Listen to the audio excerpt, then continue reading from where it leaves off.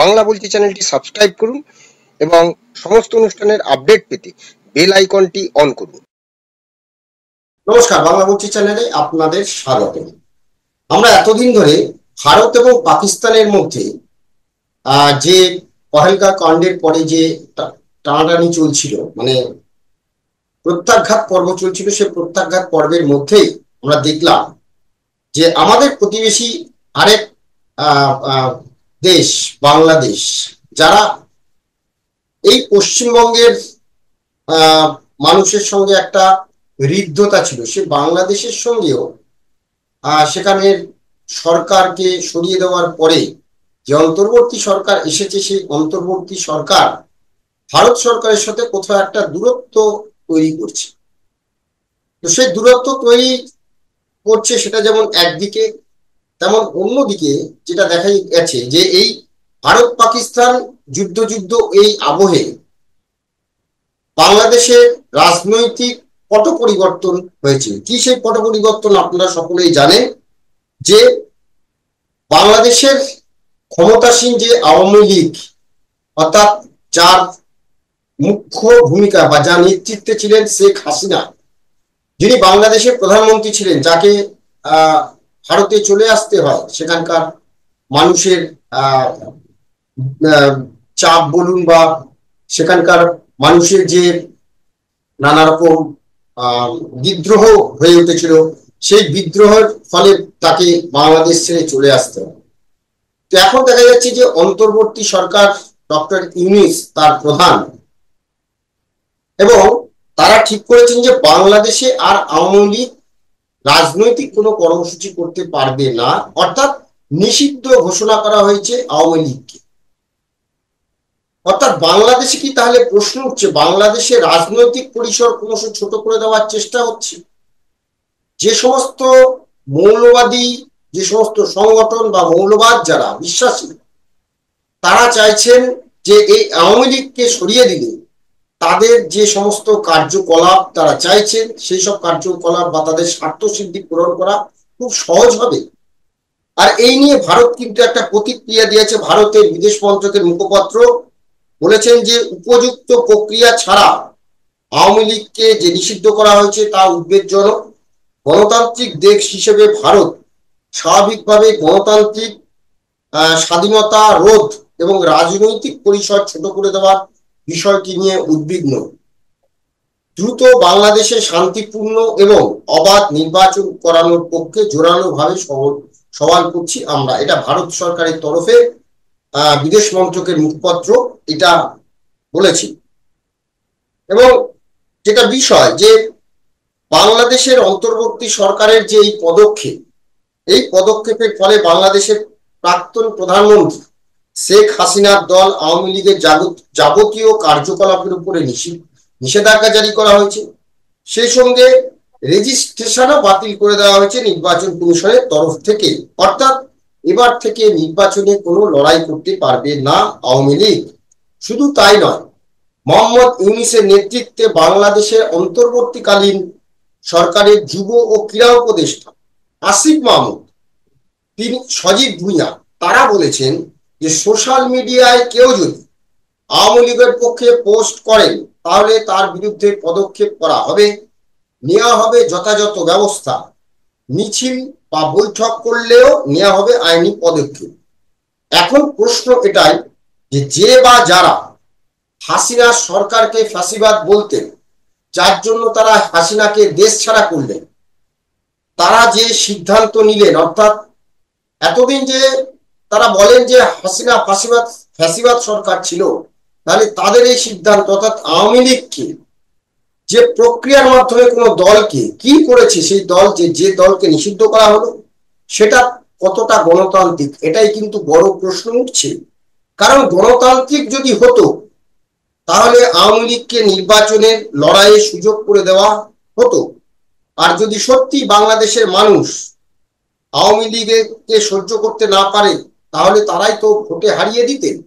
তাহলে কেন আওয়ামী লীগকে ভোটে লড়ার বা প্রতিদ্বন্দ্বিতা করার সুযোগ দেওয়া হবে না? এটা কিন্তু একটা বড় প্রশ্ন। অর্থাৎ যারা একদিকে ফ্যাসিবাদী বলেছেন, তারাই কিন্তু আরেকদিকে ফ্যাসিবাদমূলক কাজকর্ম করে এই আওয়ামী লীগকে সরিয়েছেন। সত্যি এটা কতটা গণতান্ত্রিক, এটা নিয়ে প্রশ্ন উঠছে। আগামী দিনে বাংলাদেশে আদৌ নির্বাচন হবে তো? আর যদি নির্বাচন হয়, তাহলে যারা বলছেন যে সাধারণ মানুষের রায় তারা নেবেন, সাধারণ মানুষ কি তাদের পক্ষে রয়েছেন? একটা গণতান্ত্রিক দল, সেই দলটাকে তারা নিষিদ্ধ করছেন। কোন সাহসে নিষিদ্ধ করছেন? কারা নিষিদ্ধ করছেন? নিষিদ্ধ করা উচিত ছিল তো মানুষের নির্বাচনে জয়ী কোনো দল যদি নিষিদ্ধ করত তাহলে বলা যেত। এখানে একটা অন্তর্বর্তীকালীন সরকার, একটা সরকারকে সরিয়ে একটা অন্তর্বর্তীকালীন সরকারকে দায়িত্ব দেওয়া হয়েছিল, যারা মানুষের ভোটে নির্বাচিত নয়, মানুষ যাদের নির্বাচিত করেননি, কিছু মানুষ তাদের নির্বাচিত করেছে, তিনি এই সরকারটা পরিচালনা করবেন। তার কি করে সাহস হয় বা তারা কি করে পারেন যে সমস্ত কিছু নিজেদের ব্যক্তিগত করে এরকম আওয়ামী লীগকে নিষিদ্ধ ঘোষণা করতে? এটাই বড় প্রশ্ন। আর এই নিয়েই আজকে আমরা আলোচনা করব। সুদূর যুক্তরাষ্ট্র থেকে আমাদের রয়েছেন, ইউএসএ থেকে রয়েছেন অধ্যাপক শ্যামল দাস। শ্যামলবাবু বর্তমানে রয়েছেন যুক্তরাষ্ট্রের North Carolina Elizabeth City State ইউনিভার্সিটিতে তিনি অধ্যাপকের কাজ করেন, অধ্যাপক হিসেবে রয়েছেন। তিনি হোমল্যান্ড সিকিউরিটি এবং সমাজ বিজ্ঞান নিয়ে তিনি অধ্যাপক হিসেবে সেখানে কাজ করেন। এখন প্রশ্ন হচ্ছে যে, আমি আপনাকে স্বাগত জানাচ্ছি শ্যামলবাবু। ধন্যবাদ।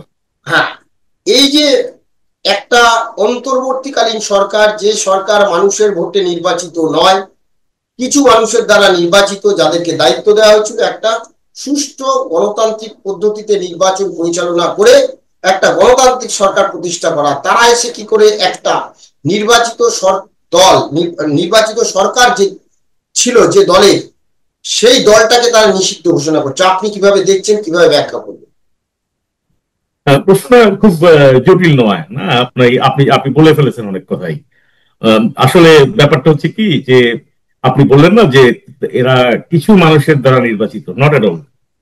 কিছু মানুষ শুধু তাদেরকে নির্বাচিত করেনি। কিভাবে করলো? আপনি একটা অভ্যুত্থানের মতো করেছেন, হ্যাঁ, সরে গেল, এরা আসলো, এরা কাদের কাছ থেকে ম্যান্ডেট নিয়ে এলো? আচ্ছা, তারপর আপনি যদি বলেন যে যেহেতু কেউ প্রতিবাদ করেনি তারা পাওয়ারে এসছে, কাজে একটা এক ধরনের সর্ট অফ আপনার কি বলে এটাকে জাস্টিফিকেশন আছে। তো এই সরকারের বিষয়ে আমি এখানে আওয়ামী লীগের পক্ষে বা বিপক্ষে নয়। বিষয়টি হচ্ছে যে আপনি একটি এই দেশটিতে তো আমি জন্ম নিয়েছিলাম, কাজে এই দেশটির ভালো খারাপ তারা যাই করুক যাই বলুক সেটা নিয়ে কথা বলার অধিকার আমার আছে। আমি এভাবেই দেখি জিনিসটাকে, কারো পক্ষে বিপক্ষে বলার জন্য। আপনি ক্ষমতায় এলেন, কি বললেন? আপনি বললেন যে আপনি ফ্যাসিজম তাড়াবেন। আপনি উল্লেখ করেছেন অলরেডি এই জিনিসটা। এখন ফ্যাসিজম কি আমরা সবাই জানি। ফ্যাসিজম হচ্ছে এক ধরনের কর্তৃত্ববাদী শাসন, তাই তো? এখন এই কর্তৃত্ববাদী শাসন আপনি কিভাবে অ্যাপ্লাই করবেন? অনেকগুলো ব্যাপার আছে, তার মধ্যে আমি কয়েকটা বলি। যেমন ধরুন, আপনি অপোজিশনকে আপনি সাপ্রেস করবেন। কিভাবে করবেন? আপনি প্রোপাগ্যান্ডা চালু করবেন, আপনি স্কেপ গোটিং করবেন, আপনি এক ধরনের মিলিটারিজম প্র্যাকটিস করবেন, এবং আফটার অল আপনি ইম্পেরিয়ালিজমের ঝান্ডাবাহী হবেন। তো এই সবগুলোই আপনি দেখবেন মোরলেস বর্তমান সরকারের ব্যাপারে কার্যকর। এদের পিছনে এক ধরনের সামরিক জোর আছে এবং সেজন্যই তারা এইভাবে ক্ষমতা থাকতে পারছে। আর আপনি ইম্পেরিয়ালিজমের কথাটা তো আমাদের দেশে যে ধরনের ব্যাপারগুলো ঘটছে এখন, আমাদের দেশ মানে আমার জন্মভূমি, সেখানে আপনি করিডোর নিয়ে অনেক কিছু, অনেক ব্যাপার ঘটছে, যেখানে আপনি একটা ইম্পেরিয়ালিস্ট মুভ আপনি দেখতে পাচ্ছেন। প্রশ্ন হলো যে এই যে কাজগুলো হলো, এটা কিসের, কিভাবে? আপনি বললেন, সকালে বললেন আপনি আপনার কোনো প্ল্যান নেই আওয়ামী লীগকে ইয়ে করার, কি বলে এটা, আওয়ামী লীগের পক্ষের জন্য। আমি এদের যে প্রবলেম গুলো সেগুলো বলছি। সকালে বললেন যে তারা আপনারা ব্যান করবেন না, বিকালে আপনি ব্যান করলেন, তাই না?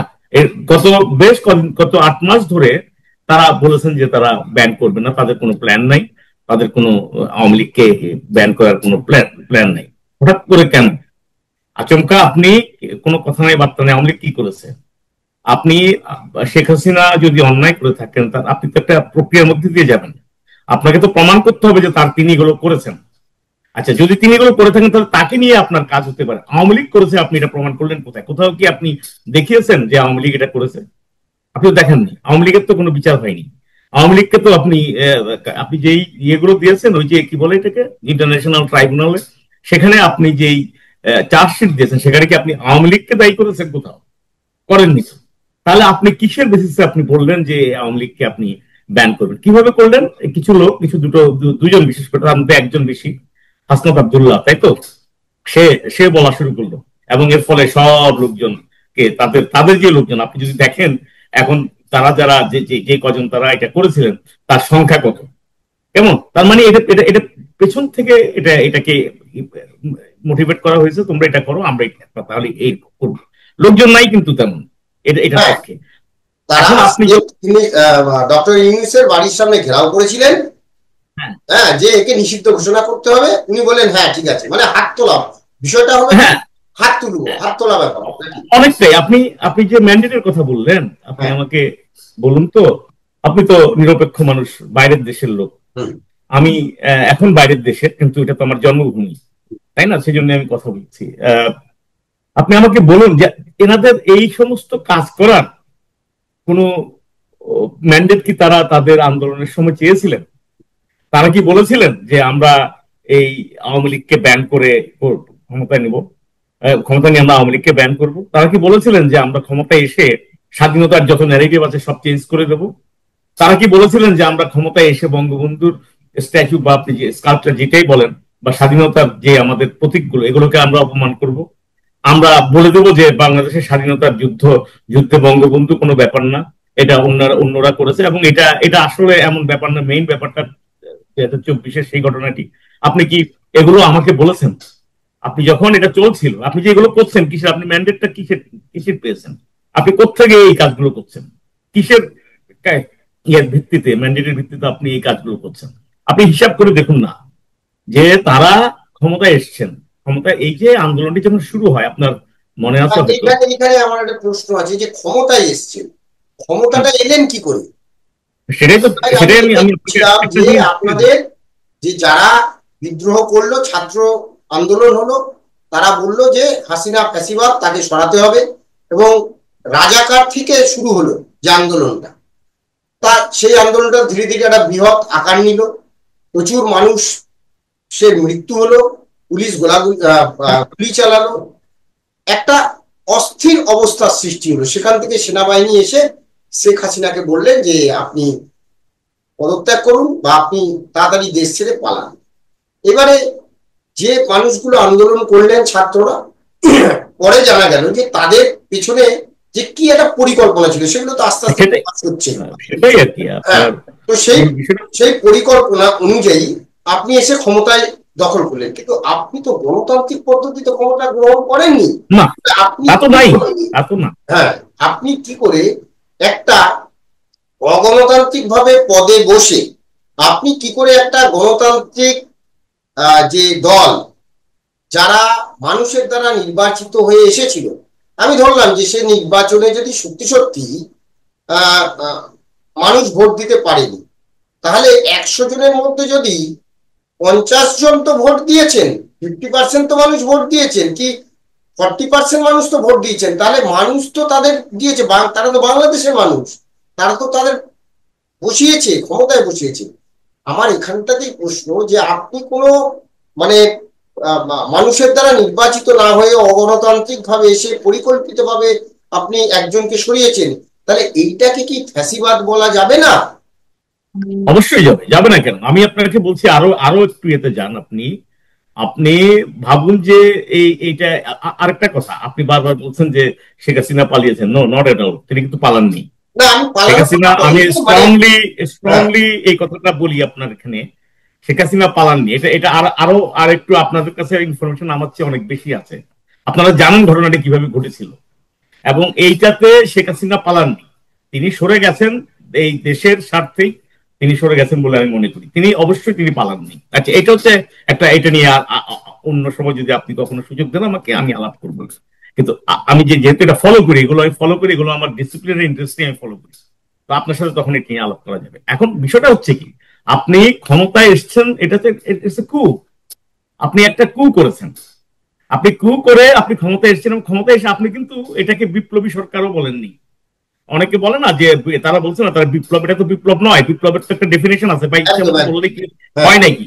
আচ্ছা, আপনি করলেন এটা করে, আপনি তারপরে আপনি ঘোষণা দিলেন যে আপনি রাজা। তো রাজা হলেন, ভালো কথা, কিন্তু আপনি বললেন যে আমি কনস্টিটিউশন মেনে চলবো। কনস্টিটিউশনে একটা ফাঁদ পাতা হয়েছিল, আমরা যেটা বলি ট্র্যাপ, একটা ফাঁদ পাতা হয়েছিল। সেই ফাঁদে বাংলাদেশের প্রথমে ছাত্ররা পা দিল, ছাত্রদের দিয়ে ট্র্যাপটা করা হয়েছিল। কিছু ছাত্র, সব ছাত্র কিন্তু নয়, কিছু ছাত্রকে দিয়ে একটা ট্র্যাপ করা হয়েছিল একটা ঘটনাকে কেন্দ্র করে। সেই ট্র্যাপে একটা বৃহত্তর ছাত্ররা সেখানে পা দিল, তাদেরকে দেখে পুলিশ গুলি চালালো এবং সেই সহানুভূতির হওয়ায় বাংলাদেশের আরো অনেক মানুষ তাতে। হ্যাঁ, আমি একটুখানি আরেকটু বলি আপনাকে, এই পর্যন্ত আপনার সাথে আমার তো মোটামুটি একমত। ঘটনাটি, আপনি যদি ঘটনাটিকে অ্যানালিসিস করেন, কি ঘটেছিল? ঘটেছিল যেটা যে বেশ প্রচুর ছাত্র মারা গেল, তাই তো, ছাত্র খুন হলো এক কথায়। তার মধ্যে এখানে এদের যে ডমিনেন্ট যে ডিসকোর্স, তারা বলছে যে এটা শেখ হাসিনার সরকার তাদেরকে মেরেছে। কিন্তু আপনি তো সেটার বিচার করবেন। আপনি একটা বুলেটের কথা এসছে, আমাদের বর্তমান যেই শিপিং অ্যাডভাইজার, তিনি সেই সময় হোম অ্যাডভাইজার ছিলেন, তিনি বলেছিলেন যে 7.62 বুলেট কোত্থেকে এলো, যে বিগ কোশ্চেন, এটা কোত্থেকে এলো, এটা তো পুলিশের কাছে থাকার কথা নয়। তাহলে এটা তো আপনি এটা তো এই তদন্তটি তো করেননি, করেননি। আপনি বললেন কি যে অগাস্টের 15 বা 20 তারিখ পর্যন্ত যত রকমের খুনোখুনি এদিক থেকে হয়েছে সবকিছু আপনি ইন্ডিমেন্টই দিয়ে দিলেন, তাই না? যে পুলিশ মারা, সংখ্যালঘু খুন করা, আপনার আওয়ামী লীগের নিরীহ ইয়েদেরকে, এই কর্মী নেতাদেরকে মারা, বাসাবাড়ি অ্যাটাক করা, রেপ করা, সব ইন্ডিমেন্টই দিয়ে দিলেন। তা আপনি ইন্ডিমেন্টটি কেন দিলেন? আপনি আমাকে এটি বলুন, ইন্ডিমেন্টটি মানে কি? ইন্ডিমেন্ট মানে হচ্ছে কেউ এই কাজটি করেছে, তার বিচার করা যাবে না, মানে কি? আপনি জানেন যে এই লোকগুলো খুন করেছে। আচ্ছা, আপনি আমরা শুনেছি 3200 পুলিশ মারা গেছে, আপনি বললেন যে না 3200 নয়, 44 জন পুলিশ মারা গেছে। তো সেই ওকে মেনে নিলাম, তো সেই 44 জন পুলিশের বিচার চাওয়ার অধিকার নাই? একদম। তাই না? আপনি ফ্যাসিবাদ কাকে বলে? তারপর আপনি প্রোপাগান্ডা চালালেন শেখ হাসিনার বিরুদ্ধে। আপনি বললেন যে তিনি ভারতকে সব দিয়ে দিয়েছেন, এখন ভারতকে দিয়ে দিয়েছে যা তিনি দিয়ে দিয়েছেন, এখন তো কিছু কিছু অনেক কিছু দেখা যাচ্ছে যে ভারতের থেকে তিনি নিয়েও এসেছিলেন, আপনারা তো কিছুই আনতে পারেননি, তাই না? ভারতের সঙ্গে আপনি ঠেলাঠেলি যতটা আপনি নৈতিকভাবে যেটা ঠিক সেটা করুন। আপনি খামোকা ভারত হিন্দু, আমি মুসলমান, এই সমস্ত ডিসকোর্স তো এখনো যদি আপনি চালু রাখেন, তাহলে পরে এই ইয়াতে এসে কিভাবে হবে? আপনি তো পুরো আন্দোলনটাই আপনি ভুল, মানে আপনি মানুষকে প্রতারণা করেছেন। আপনি শুরু করলেন কি দিয়ে? বঙ্গবন্ধু দিয়ে। আপনি খেয়াল করে মনে আছে কিনা জানি না, তারা শুরু করলো বঙ্গবন্ধুর বাংলায় কোটার কি কোটার স্থান নাই বা এরকম কিছু, তাই না? বঙ্গবন্ধুর বিশাল প্ল্যাকার্ড নিয়ে তারা গেল। এই হাসনাত আব্দুল্লাহ তখন বঙ্গবন্ধুর মতো করে কথা বলার চেষ্টা করলো, দাবায় রাখতে পারবে না, এই টাইপের। বঙ্গবন্ধু তাদের সব, এবং তারা নিজেরা তখন আওয়ামী লীগের ছাত্র সংগঠন ছাত্রলীগ করে। তাহলে আপনি দেখুন, এই লোকগুলো এই পুরো আন্দোলনে বলেনি যে তারা এইসব করবে, তারা আমাদের স্বাধীনতার ন্যারেটিভ চেঞ্জ। সবচেয়ে বড় আপত্তি আমার, আপনি রাজাকারদেরকে দিয়ে দেশ শাসন করছেন। আপনি রাজাকার দর্শনের একজন মানুষ, আপনি এমনিতে আপনি নোবেল লরিয়েট, আপনি ধর্ম কি মানেন না মানেন সেটি ব্যাপার নয়, কিন্তু আপনি পলিটিক্যালি আপনি এদের দ্বারা আপনি প্রভাবিত।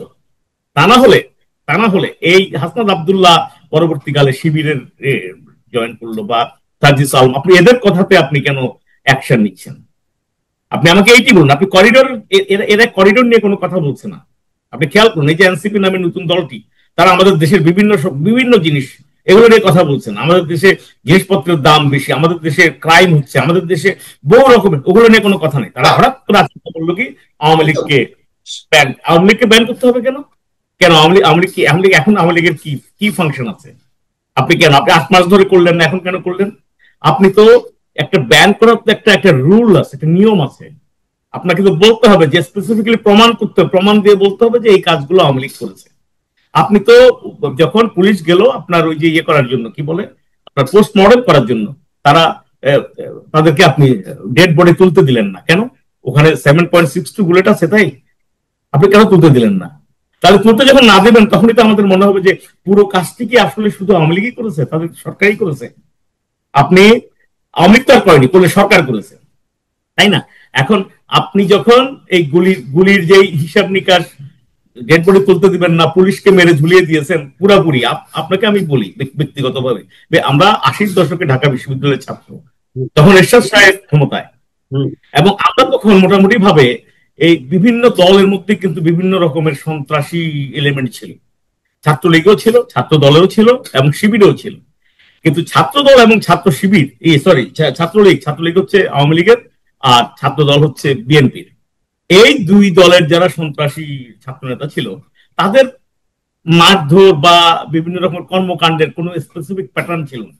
অর্থাৎ কাউকে ছুরি মারছে, কাউকে গুলি করছে, কাউকে এমএম পিটিএ মেরে ফেলছে, মানে কোনো স্পেসিফিক কিছু নাই। কিন্তু আমরা ওই সময়কালে আমরা দেখেছি, আমরা ওর মধ্যে বড় হয়েছি, তো আমরা কিন্তু শিবিরের এবং এই যে ফান্ডামেন্টালিস্ট ফোর্স, এদের যে কাজকর্ম, এইগুলো কিন্তু ওদেরটা একেবারে এই প্যাটার্ন একটা, আপনার মারবে, মেরে ঝুলিয়ে দেবে। এইগুলা আপনি 2003-4 সালের দিকে বাংলাদেশে বাংলা ভাই বলে একটা এক ভদ্রলোক নর্থ বেঙ্গলে যে গেছিলেন, তিনি এটা করতেন, মেরে ঝুলিয়ে দিতেন। মানে তারা করতে চাইতো কি, যে এটা একটা শো আর কি, যে প্রমাণ যে তোমরা।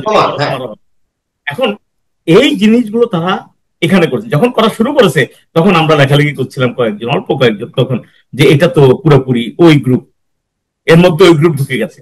এবং এই পুরো আন্দোলনটার সময় এরা একবারও বলেনি যে তারা বাংলাদেশের স্বাধীনতার বিরুদ্ধে, বা বাংলাদেশের স্বাধীনতাকে তারা এভাবে করে বঙ্গবন্ধুকে মানবে না। দেখেন সব জায়গাতে তারা বঙ্গবন্ধুর নাম মুছে দিচ্ছে। কেন? বঙ্গবন্ধু কি দোষ করেছে? আপনি শেখ হাসিনার নাম মুছছেন। যে ভারতের সাহায্যে আপনারা স্বাধীনতা পেলেন, ঠিক আছে, এবং এই ভারতের মানে ভারতকে আপনারা তো অস্বীকার করছেন যে ভারতের কাছে নাকি সবকিছু বিক্রি করে দিয়েছে, সবকিছু দিয়ে দিয়েছে। সেটা যেমন একদিকে, তেমন অন্যদিকে এই বঙ্গবন্ধু তিনি নিজে খুন হয়ে গেলেন, ঠিক আছে, তিনি, তার পরিবার তো প্রায় শেষ করে দেওয়া হয়েছে। সেই জায়গাটা থেকে যে আজকে যেভাবে তারা বলছে যে নতুন ভাবে নাকি তারা স্বাধীনতা আনবে, কাদের সাথে স্বাধীনতা আনবে? যে দেশ থেকে ছিনিয়ে নিয়ে তাদের স্বাধীনতা দিল, সেই দেশের কাছে তারা গিয়ে আত্মসমর্পণ করছে, পাকিস্তান।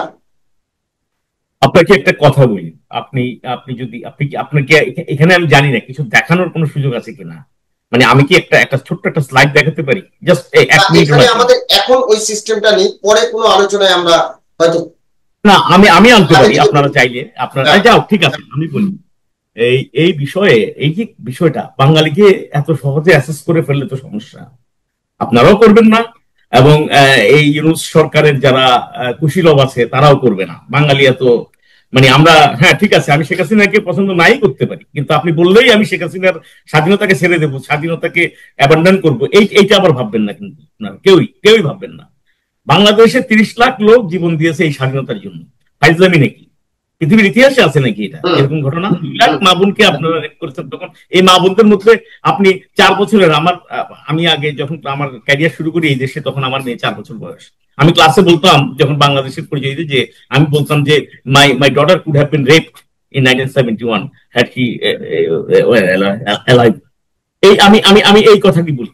তো একটি 4 বছরের বাচ্চা, 3 বছরের বাচ্চার আপনি বলতে পারেন যে সে মেয়ে না ছেলে? এটা বলার পর তাকে কি আপনি মেয়ে হিসেবে, নারী হিসেবে? এদেরকে রেপ করা হয়েছে, এই সবের বিনিময়ে এই দেশ স্বাধীন হয়েছে। কাজে আপনি ফাইজলামি করে, মানে ফাইজলামি করবেন না। আপনারা বলবেন যে আমরা এইটা স্বাধীনতা না, এটা কি বলে ইন্ডিয়া করে দিয়েছে, এই সমস্ত। ইন্ডিয়া আমাদেরকে, মানে আমি ওদের কথা বলছি, ওদেরকে বলছি যে ফাইজলামি না করতে, আপনাকে নয়, আপনি আবার নিজের দিকে নেবেন না। ওরা বলছে ইন্ডিয়া আমাদেরকে যদি হেল্প না করতো ওই সময়, তাহলে কি হতো, পরিস্থিতিটা না বোঝার মতন। এটার জন্য আপনার কোনো, আপনার কমন সেন্সই যথেষ্ট, তাই না? তো আপনি ইন্ডিয়াকে প্রপার রেসপেক্ট দেন, ইতিহাসে তাদের যে ভূমিকা সেটাকে রেসপেক্ট করুন, কোনো সমস্যা তো নাই। ইন্ডিয়া যদি ওভারডু করে কোনো কিছু, তখন আপনি সেটার প্রতিবাদ করবেন, কিন্তু আপনি সেটাকে রেসপেক্ট করুন। কিন্তু আমি আমার বাংলাদেশের মানুষদের কথা বলছি। এই যে পরশুদিন বোধ হয় আপনার, ওনার নাম কি, পাকিস্তানের প্রাইম মিনিস্টার, যেটা আমি দেখাতে চাচ্ছিলাম, শাহবাজ শরীফ, তিনি বলেছেন যে তিনি 71 সালের প্রতিশোধ নিলেন। তাহলে 71 সালে একটি ঘটনা ঘটেছিল, তাই না? তাহলে এক প্রতিশোধটা কার উপর নিলেন? তিনি বলেছেন ভারতের উপর নিলেন আর কি। আসলে এখানে একটু বলি, দেখুন আমরা ওই শুরুতেই বলছিলাম, মাত্র 3টে দিন, মানে 71-এ তো ছেড়ে দিলাম, 71-এ বোধহয় 1.5 মাস না কতদিন লেগেছিল, যুদ্ধটা হয়েছিল। আর এখানে মাত্র 3টে দিন যুদ্ধ হয়েছে, তাও স্থল বাহিনী খুব একটা কিছু এখনো দেখায়নি। ওই বিমানে যা করেছে, হ্যাঁ, তো শাহবাজ শরীফ এবং তার ওই যে আরো কি সব যারা বলছিল 100 নাকি জায়গা থেকে পরমাণু ভারতের দিকে তাক করে রেখেছে, যখন খুশি খুলে দেবে, ত্রাহি ত্রাহি রব উঠে গেছে। 12খানা 11খানা আমি মানে কাঁপিয়ে দিয়েছে, 9টা জমিদারকে কাঁপিয়ে দিচ্ছে 3 দিনে। তো সেই জায়গাটা পাকিস্তানকে কি বললো ভারতের বিরুদ্ধে, ওইটা আমরা ভাবি না, এর ব্যাপার না। পাকিস্তানকে বলা হয় আওয়াজে পাকিস্তান। আওয়াজে পাকিস্তান মানে হচ্ছে ওরা আওয়াজ দেয়, কিন্তু কাজের বেলায় ওই যে যত গর্জে তত বর্ষেন একটা ব্যাপার আছে না। 1971-এ নিয়াজির পলিসি কি ছিল, লম্বা লম্বা কথা বলছে, এই আমি তো কালকে দিল্লি দখল করে নিচ্ছি, পরশু এই কি বলে গুজরাটের দিকে চলে যাচ্ছি, এই সেই সব আমার দখল হয়ে যাচ্ছে, অমৃতসর দখল করছি, এগুলো করতো না, আওয়াজে ছিল সে। আমি দু ঘন্টা বাংকারের ভেতরে আটকে মানে পালিয়ে থাকেন, সে দেশকে নিয়ে আমরা কি বলবো? না না না, আমি যেটা বলছি সেটার জন্য আমি আপনার, আপনি এটা ভালো, আপনার পছন্দ হবে কথাটা। তো এইটার উপর দুটো খবর বেরিয়েছে আমাদের দেশে। বাংলাদেশের মানুষ ভেবেছে, এই লোক বোধহয় বলেছে যে সে বাংলাদেশের উপর প্রতিশোধ নিয়েছে। 71 সালের ব্যাপার তো বলছে, 71 সালের প্রতিশোধ নিয়েছি। তো মানুষ ভেবেছে যে 71 সালের ব্যাপার মানে তো বাংলাদেশ, তো বাংলাদেশকে বোধহয় ওটা বলেছে। এইটার উপর আপনার টোটাল আমি দেখেছি, আমি যেটা সায়েন্স নিয়ে একটু কাজ করি, যে আপনার আমি এবং পাবলিক অপিনিয়ন সোশ্যাল মিডিয়াতে সেটা আমি একটু অ্যানালাইসিস করি। আমি দেখেছি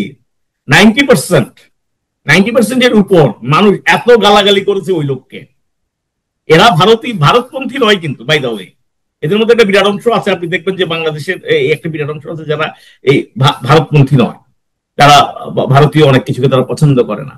কিন্তু এই যে কথাটি তিনি বলেছেন, এটাকে একবার ধুয়ে দিয়েছে মানুষ একবার ধুয়ে দিয়ে। আমি আপনাকে বললাম, সেই দেশকে আপনি মনে করেন কি যে আপনি ইচ্ছা করলেই আপনি এসে বললেন যে আমরা জিন্নার দ্বিজাতি তত্ত্ব প্রতিষ্ঠা করব, বা আমরা এই কি বলে 71 পূর্ববর্তী এটাকে পূর্ব পাকিস্তান বানিয়ে ফেলবো।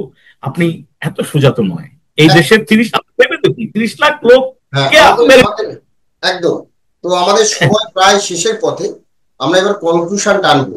যে প্রশ্ন তো আমরা প্রথম দিকেই রেখেছি, যে যিনি অগণতান্ত্রিক ভাবে পদে বসেছেন সেটা ফ্যাসিবাদ নয়, যে পরিকল্পনা করে তিনি পদে বসেছেন এবং তারপরে একটা গণতান্ত্রিক সরকারকে যেভাবে সরিয়েছেন, একটা মানুষকে ভুল বুঝিয়ে, মানুষকে ট্র্যাপে ফেলে, মানুষকে ফাঁদে ফেলে যেভাবে বাংলাদেশটাকে আপনারা দখল করেছেন, এই মানুষগুলো অর্থাৎ যারা ট্র্যাপে পড়েছে তারা কিন্তু বুঝতেই পারছে। কিছুক্ষণ আগে আপনি যে কথাটা বললেন, অধ্যাপক শ্যামলবাবু, আপনি যে কথাটা বললেন, যে একটা কথার বিনিময়ে যারা হয়তো সকলে পছন্দ নাই করতে পারে, ভারতকে সবাই পছন্দ করবে নাই হতে পারে, আমি আমার দেশকে পছন্দ করবো, আমি কেন অন্য দেশকে পছন্দ করবো, কিন্তু যে কথাটা, যে সঠিক কথা, যেটা ঠিকঠাক কথা, সেটা তো আমার মান্যতা দিতে হবে। তা ওই কথাটা কেউ মান্যতা দেয়নি, যে 71-এর বদলা পাকিস্তান নিচ্ছে, তো বাংলাদেশের মানুষ ধুয়ে দিয়েছে বললেন।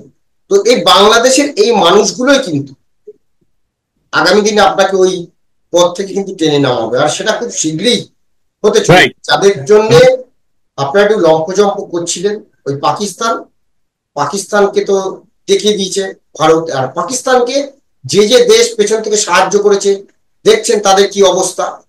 ভারত তাদেরকে অর্থনৈতিক ভাবে তাদেরকে কি করছে, যারা মানে কি বলবো, যে ভারতের থেকে ব্যবসা থেকে শুরু করে সমস্ত কিছু পায়, তারা পাকিস্তানকে সাহায্য করেছে, তাদের আজকে দেখুন কি অবস্থা।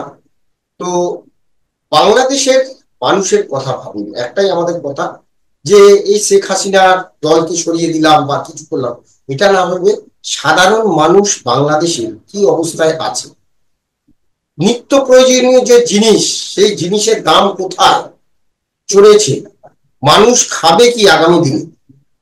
আপনার সেখানে যে সমস্ত ইন্ডাস্ট্রি ছিল সমস্ত একে একে বন্ধ হয়ে যাচ্ছে, যারা ব্যবসায়ী তারা বন্ধ করে দিয়েছেন, যারা বাইরে থেকে গিয়ে বিদেশ থেকে গিয়ে আপনার ওখানে ইন্ডাস্ট্রি তৈরি করেছে, তারা বাংলাদেশ মুখে কেউ হচ্ছে না। যে বিদ্যুৎটা আপনারা পান সেটা কিন্তু ভারতের আদানি গোষ্ঠী দেয়, কত কোটি টাকা তারা পাবে হিসেব করুন। তো এই সবগুলো নিয়ে আপনি একটা সুস্থ করেন, কারণ আপনি নোবেল পুরস্কার পেয়েছেন, আপনাকে শান্তির জন্য নোবেল পুরস্কার দেওয়া হয়েছে, আর আপনি বাংলাদেশে এসে অশান্তি তৈরি করছেন, বাংলাদেশে মানুষকে আপনি শান্তিতে রাখছেন না। তাই অনুরোধ, খুব দ্রুত যদি আপনি নিজেকে না শোধরান, তাহলে কিন্তু যে ফ্যাসিবাদের কথা বলছেন সেই ফ্যাসিবাদ আপনি বসে আছেন, মানুষ কিন্তু আপনাকে টেনে নামাবে। আমাদের সময় আজকে শেষ। ধন্যবাদ অধ্যাপক শ্যামলবাবু আপনাকে, আপনি যুক্তরাষ্ট্র থেকে আমাদের সময় দিয়েছেন, এই জন্য অসংখ্য ধন্যবাদ। আগামী দিনে আপনি যে বললেন যে ডেটা আপনি কিছু দেখাবেন, আমরা সেই ব্যবস্থা রাখবো যাতে আপনার সেই ডেটাগুলো নিয়ে আমরা একটু অ্যানালিসিস করে করতে পারি। ধন্যবাদ আপনাকে, সবাই ভালো থাকবেন, নমস্কার।